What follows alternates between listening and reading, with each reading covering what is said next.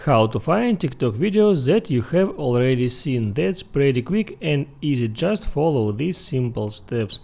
So first open up TikTok application and there you need to get in Discover tab. Just tap in here and here we need to search for some keyword. For example, I will type here video. It doesn't matter what exactly you will type here.